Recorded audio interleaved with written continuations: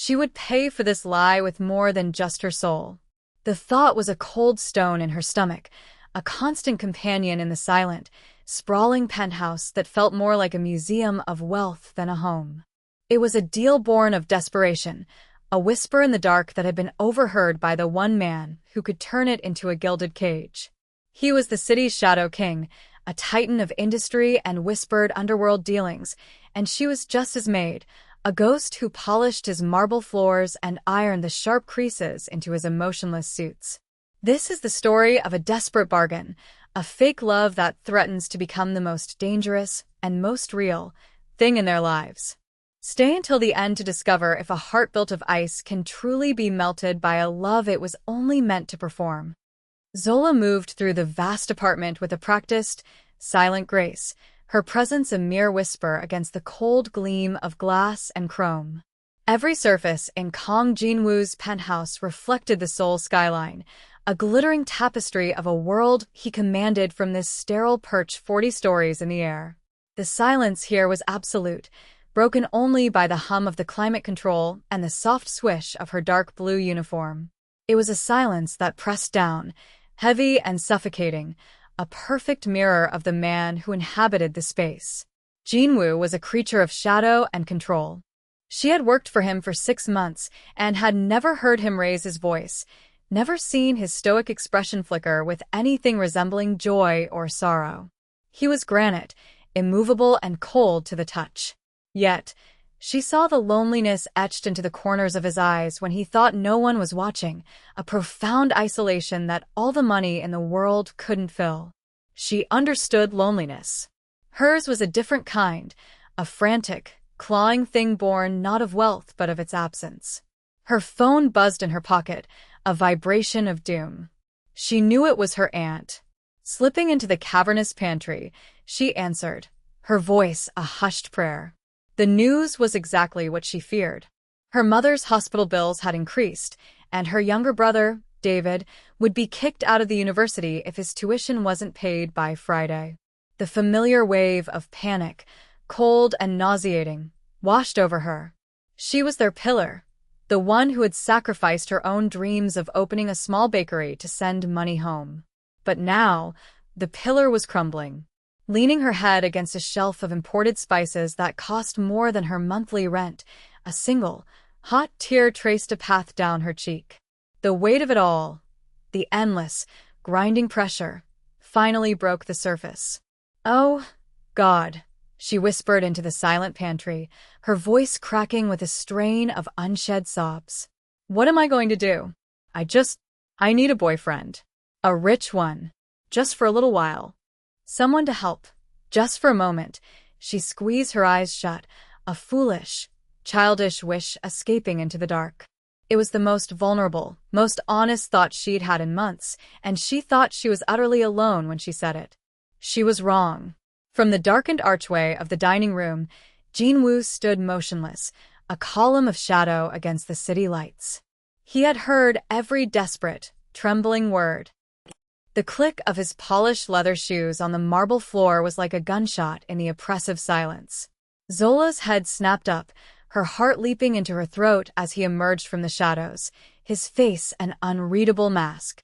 In his presence, the sprawling penthouse seemed to shrink, the air growing thin and charged with a terrifying energy. She felt pinned by his gaze, a dark, penetrating stare that stripped away all her defenses and saw right into the frantic, desperate core of her. Panic, cold and sharp, seized her. She was fired. Of course, she was fired. Such a pathetic, opportunistic sentiment, uttered in the home of a man for whom money was a tool of power, not a solution to common desperation. She began to stammer, words tumbling out in a frantic rush. "Mr. Kong, I am so sorry.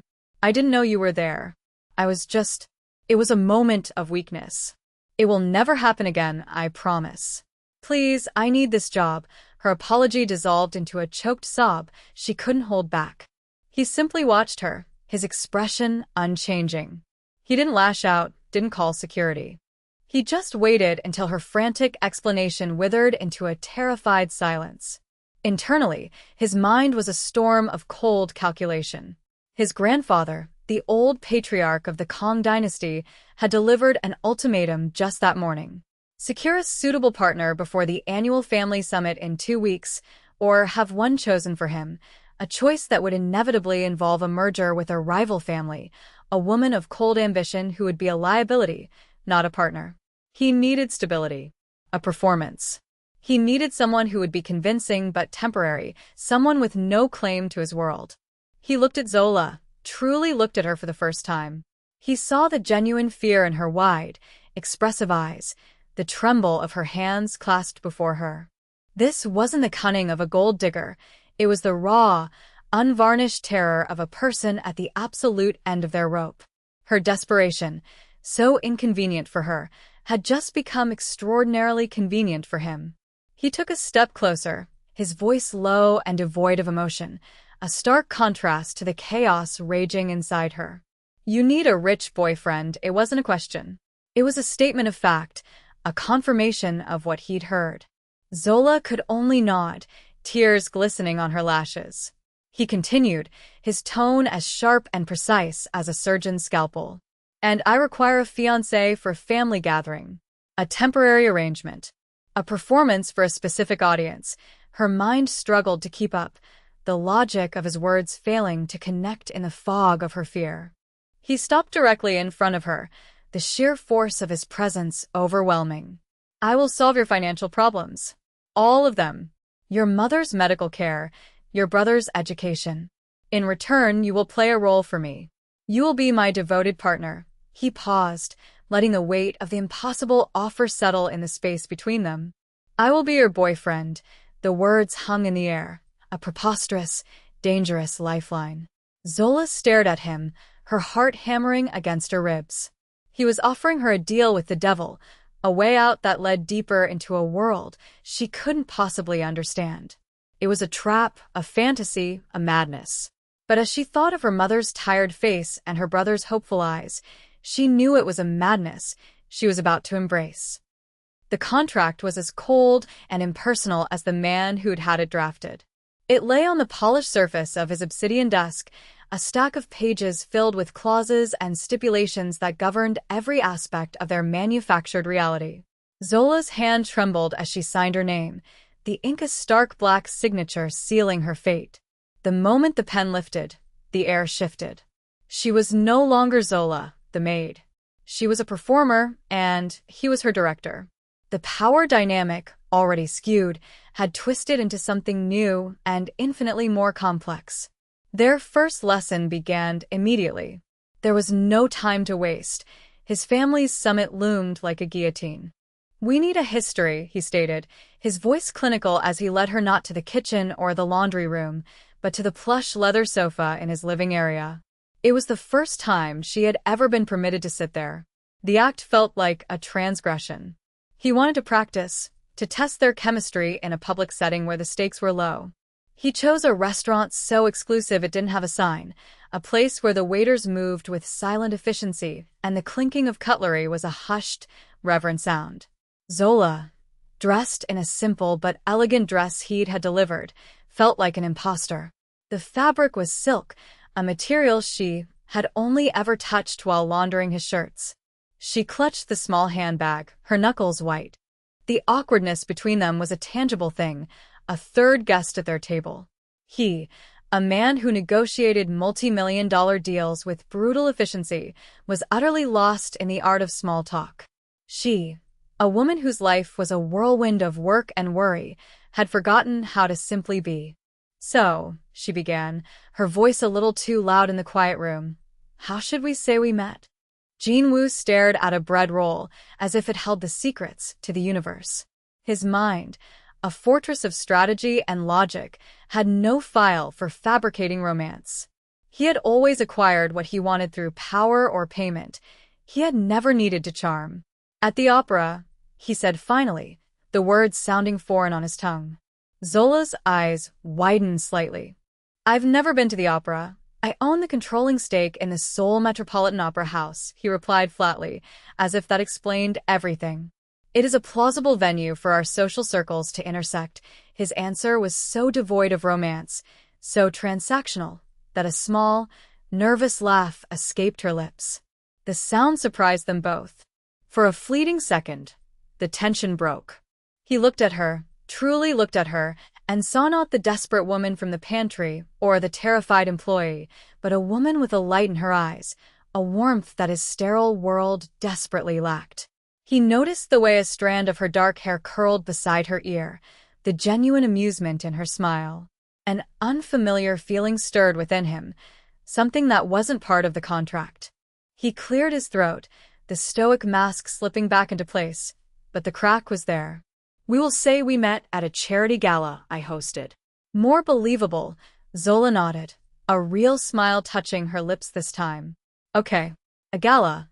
As the evening wore on, under the pretense of building their story, they spoke more than they had in her entire 6 months of employment. He learned her brother's name was David and that he was studying engineering. She learned he drank his coffee black and despised modern art. They were constructing a lie, brick by awkward brick, but beneath the fiction, a fragile, unplanned foundation of truth was beginning to form. The penthouse, once a symbol of his authority and her servitude, transformed into their rehearsal stage. The sterile, silent space became the backdrop for their strange apprenticeship in intimacy. They moved from public etiquette to the far more treacherous territory of personal history, spending hours after her official duties were done creating a shared past. The city lights glittered below, a silent audience to their nightly performances. During one such session, surrounded by architectural blueprints and financial reports on his coffee table, Zola strayed from the script. They had been inventing a story about a shared holiday, a ridiculous fiction about a trip to Jeju Island that felt hollow and false. She looked at him, truly looked at the man behind the carefully constructed armor, and asked a real question. "What do you do when you're not this?" She asked softly, gesturing vaguely at the imposing apartment, at the aura of power that clung to him like a shroud. The question hung in the air, simple yet profound. It caught him completely off guard. He paused, his gaze shifting to the floor-to-ceiling windows that framed the vibrant, living city he possessed but never participated in. What did he do? The answer was a stark, echoing void. He worked. He strategized. He attended meetings where sharks in tailored suits circled each other. He ate alone. He slept alone. He had no hobbies, no pastimes, no friends who were not business associates or subordinates. The silence stretched, becoming a confession more eloquent than any words he could have offered. He felt a sudden, sharp pang of something he could only identify as shame. He, Kong Jinwoo, who had everything, had nothing. Unable to answer, he deflected, his voice a low rumble. "And you? What did you dream of before this?" He gestured towards her, encompassing her current reality of servitude and sacrifice. The question opened a door inside her that had been locked for a long time. A genuine, wistful smile touched her lips. She spoke of her childhood, of the small, cramped kitchen that was always filled with the warm, sweet scent of her mother's baking.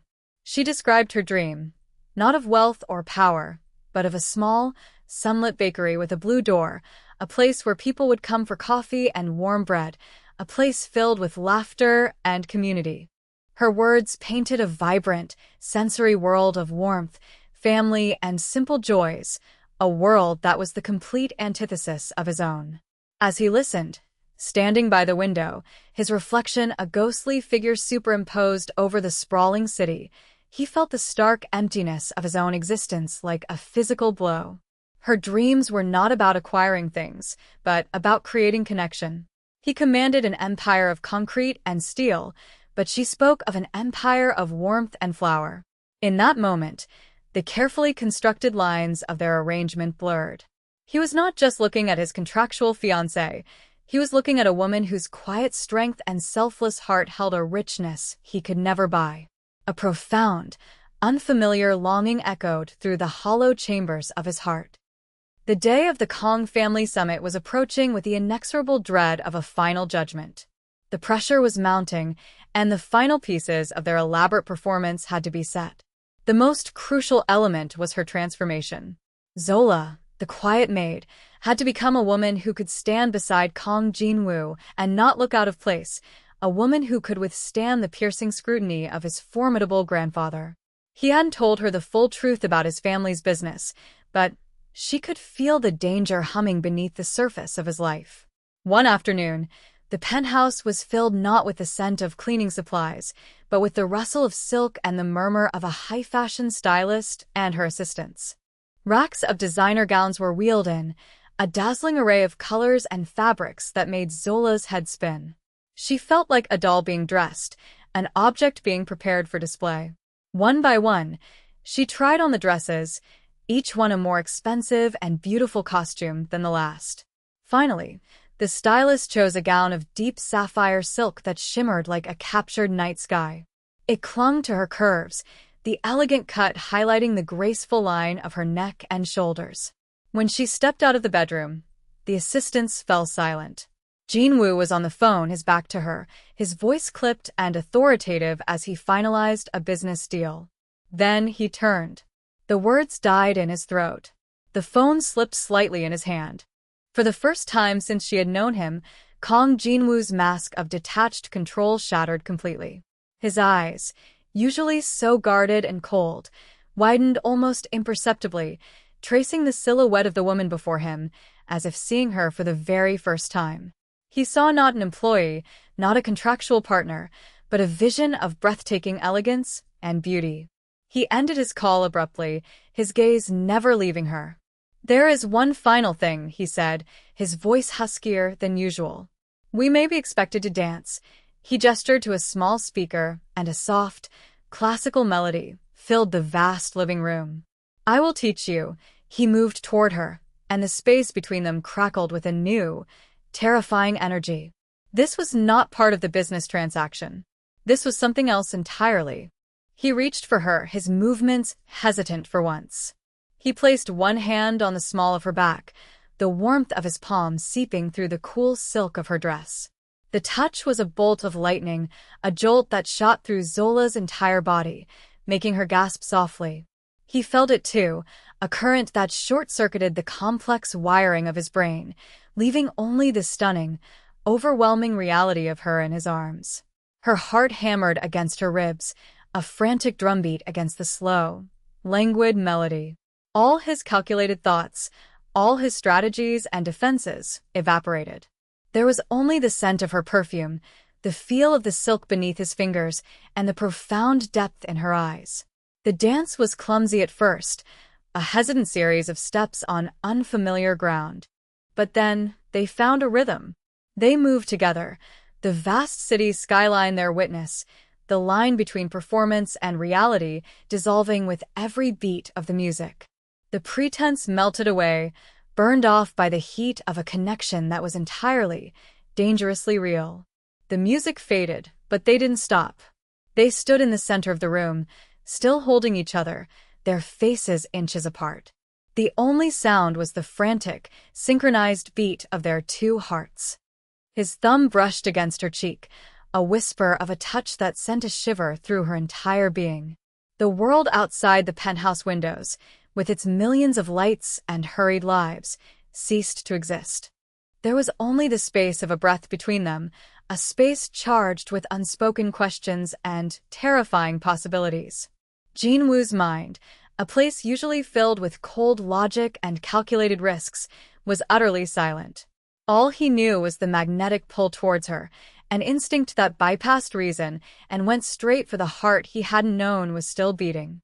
He leaned in, his gaze dropping to her lips, and for a heart-stopping moment, Zola thought he was going to kiss her. The thought was both a prayer and a panic. But then, a flicker of his old self returned. He pulled back, the movement sharp and decisive, breaking the spell. The air rushed back into her lungs, cold and painful. "The car will be here at 7, he said, his voice a low, gravelly thing, a poor imitation of his usual detached tone.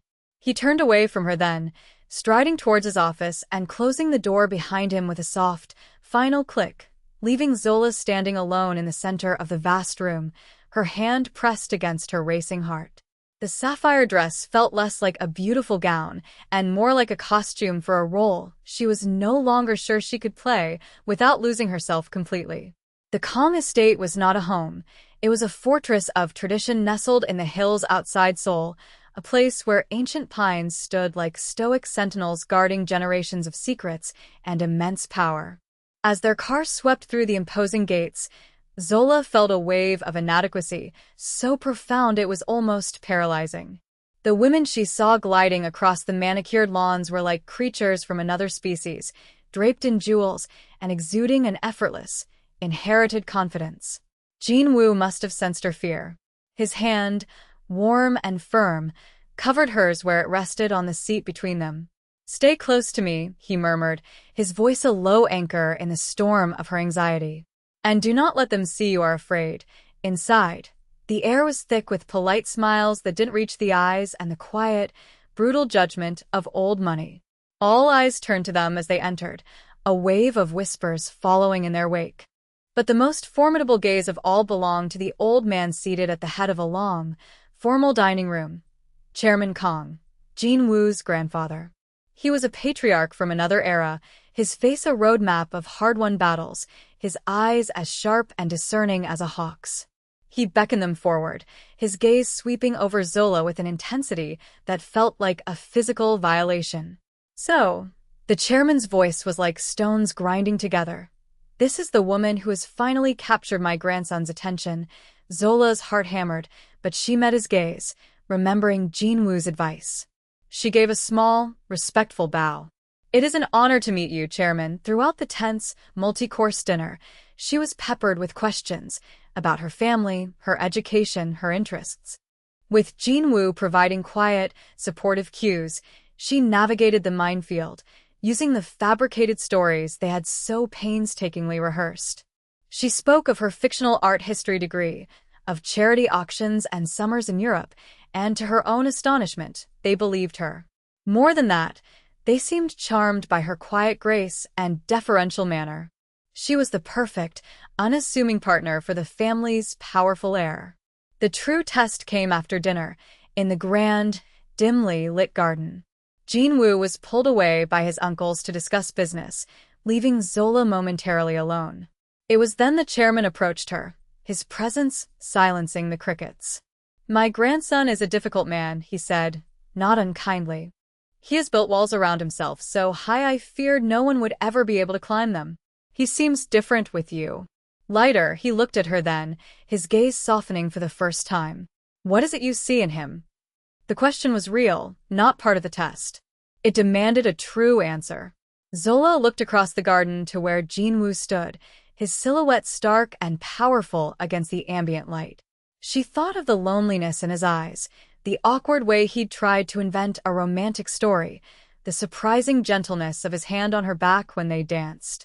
"I see a man who carries the weight of the world on his shoulders," she answered softly, her voice filled with an unplanned, genuine emotion.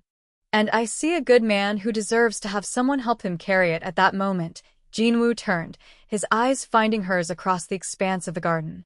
A silent communication passed between them, an acknowledgement that transcended their contract.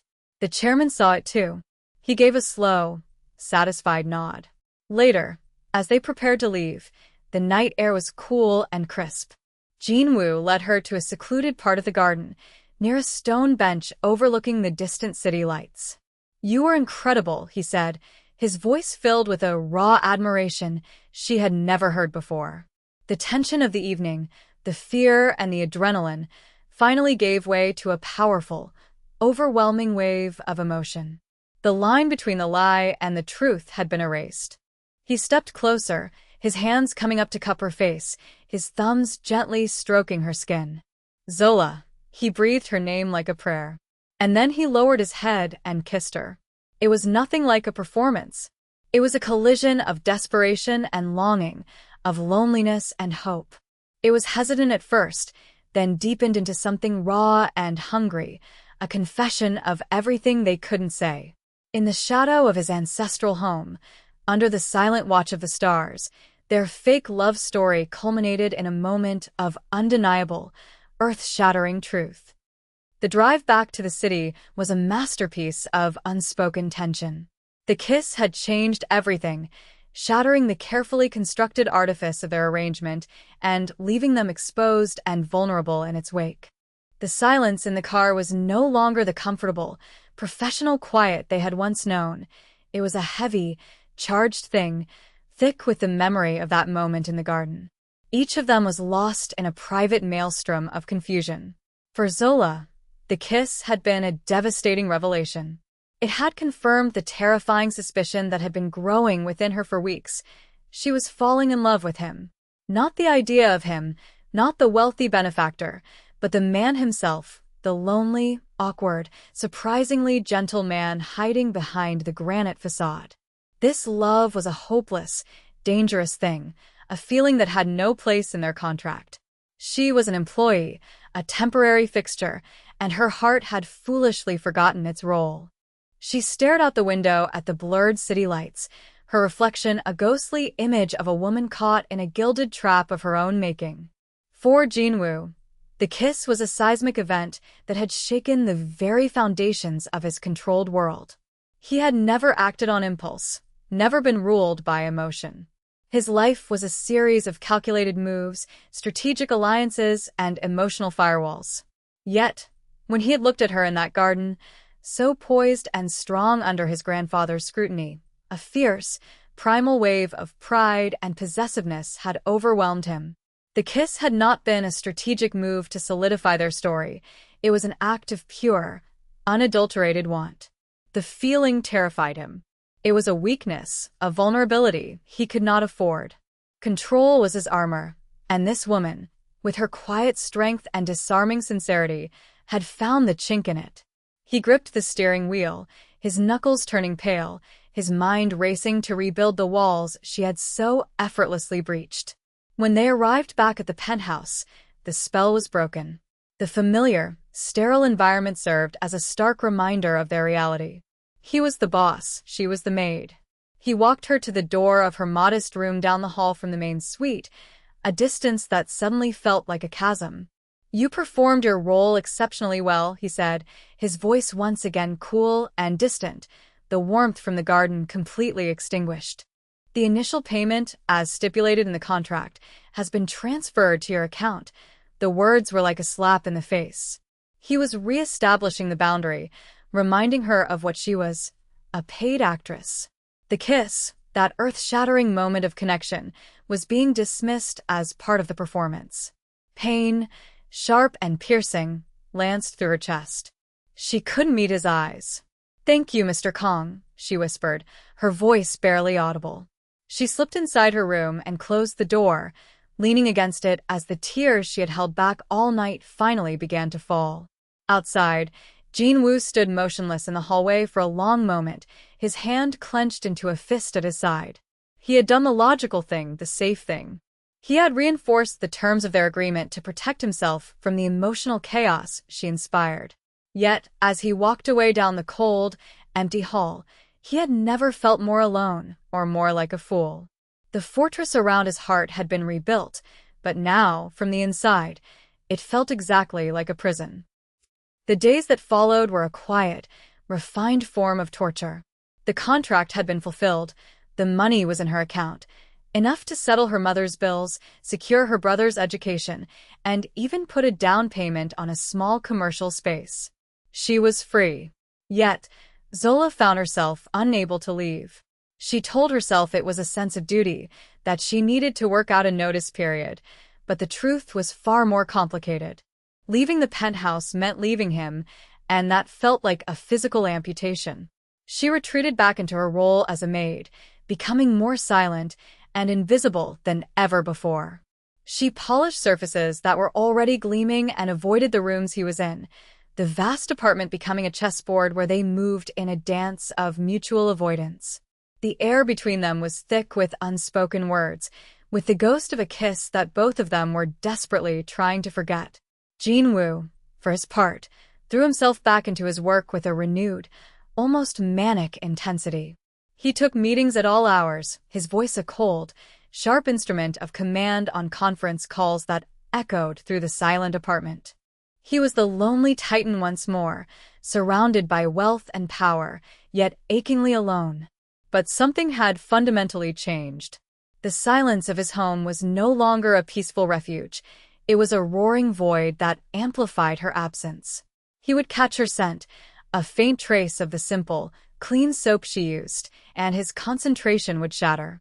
He would find himself staring at the spot in the living room where they had danced, the memory of vivid, painful specter. The world he had so meticulously constructed felt gray and lifeless, without the color she had brought into it. He had gotten what he wanted. His family was satisfied, his position secure. But he had lost something infinitely more valuable in the process. The breaking point came a week after the summit. Zola had finally gathered the courage to resign. She had typed a formal letter, her hands trembling, and planned to leave it on his desk while he was out. She was packing the few belongings she kept in her room, her heart a leaden weight in her chest, when he came home unexpectedly early. He found her with a small suitcase on her bed, his photograph, a gift from his smiling grandfather, taken at the summit, clutched in her hand. He saw the unshed tears glistening in her eyes and the resignation on her face. The sight broke through his carefully constructed defenses like a battering ram. The thought of her walking out of his life, of this silence becoming permanent, was unbearable. "What are you doing?" he asked, his voice rough with an emotion he couldn't name. "The contract is over, Mr. Kong," she said, her voice quiet but steady. She refused to let it break. "I'm leaving. My mother is stable, and David's tuition is paid. I have everything I wanted." He took a step into the room, his towering frame filling the small space. "Do you?" he countered, his dark eyes searching hers, demanding the truth. "Do you have everything you wanted?" The question hung between them, a final, desperate plea. Looking at the raw vulnerability that had finally cracked through his stoic mask, Zola knew the answer. The money had solved her problems, but it hadn't made her happy. It couldn't fill the void that leaving him would create. In that moment of shared, painful honesty, they both understood that their business arrangement had failed spectacularly by becoming something real, and its termination felt less like a release and more like a sentence. He closed the distance between them in 2 long strides, his presence overwhelming the small room. He gently took the suitcase from her hand and set it on the floor, his message clear: "You are not going anywhere." His hands came up to cup her face, just as they had in the garden, and this time there was no hesitation, only a desperate, consuming need. "Don't call me Mr. Kong," he said, his voice a low, ragged whisper. "My name is Jinwoo." The use of his given name, a simple intimacy they had never shared, was more potent than any declaration. It was an offering, a dismantling of the wall of formality that had always stood between them. Zola's breath hitched, a single tear finally escaping and tracing a hot path down her cheek. He wiped it away with his thumb, his touch infinitely gentle. "I was a fool," he confessed, his eyes boring into hers, filled with a regret so profound it stole her breath. "I built this life, this empire of glass and steel, and I thought it was enough. I thought control was the same as happiness. It's not. It's just empty." His confession was a torrent, the words tumbling out as if a dam had burst within him. "These last few weeks, pretending with you, it was the most real thing I have felt in my entire life. The silence in this apartment is deafening when you're not here. I don't want the silence anymore, Zola. I want you." Every word was a blow to the armor around her own heart. This wasn't the powerful, unapproachable tycoon. This was a man laid bare, admitting his loneliness, admitting his need for her. It was everything she had secretly, hopelessly longed to hear. "But the contract," she whispered, the last vestige of her defense. "It was all a lie. The contract was a lie," he agreed, his voice thick with emotion. "But this is not." He leaned down and pressed his forehead against hers, their breaths mingling in the small space between them. "I don't need a fake fiancé. I need you. I love you, Zola. Not as an employee, not as a partner in a deception, but as the woman who walked into my empty life and showed me what it means to feel something again." The words, "I love you," hung in the air, beautiful and terrifying. All her doubts, all her fears about their different worlds and the impossible gap between them seemed to melt away in the face of his raw, unvarnished honesty. The love she had tried so hard to suppress rose up inside her, fierce and undeniable. "I love you too, Jin-woo," she sobbed, the words a mixture of joy and relief. He kissed her then, a kiss that was not about performance or passion, but about promise. It was a kiss of homecoming, of two lonely souls finally finding their harbor. It was the end of the contract and the true, breathtaking beginning of their story. He held her tightly, as if he could absorb her into himself, unwilling to ever let her go.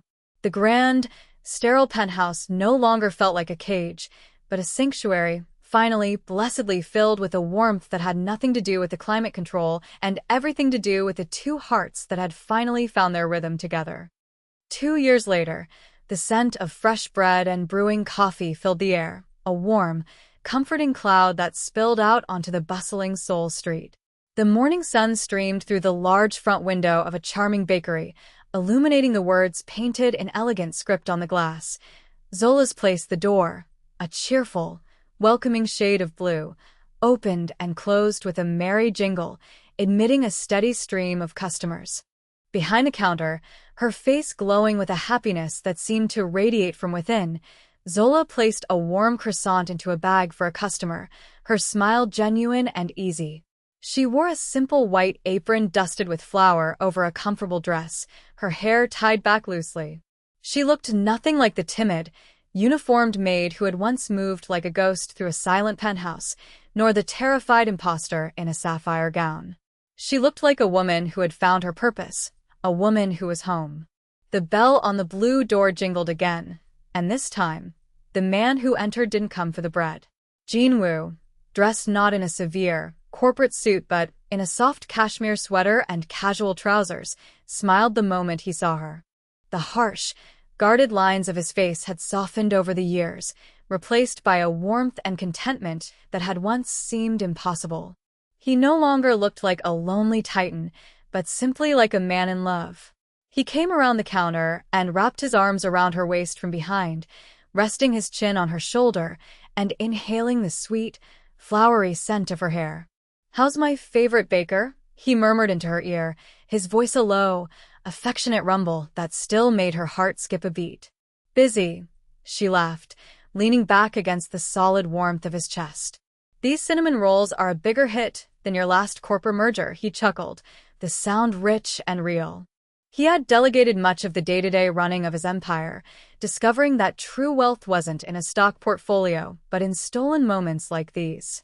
He had learned to trade boardrooms for bakeries, finding more satisfaction in the simple joy on her face than in any multi-million-dollar deal.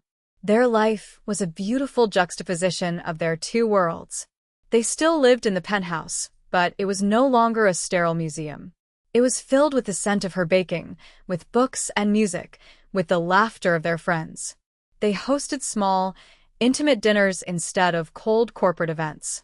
His family, won over completely by Zola's genuine heart and the profound change she had wrought in him, had embraced her fully.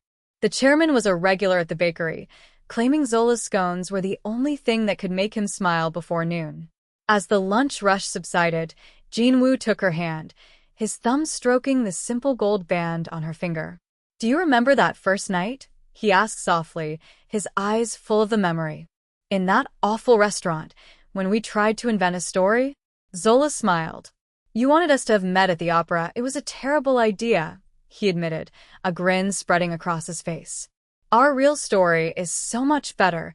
He looked around the sunlit bakery, at the dream she had built, a dream he had been proud to help her fund, not as a transaction, but as a gift of love. He looked at her, his wife, the selfless caretaker who had saved him from himself. Their beginning was a desperate bargain, a lie whispered in a moment of despair. But from that lie, they had built the most profound truth of all, that love isn't found in perfect circumstances, but is forged in the fires of shared vulnerability, and that sometimes, the most unexpected decision, born of a whisper in the dark, can lead to a lifetime of light.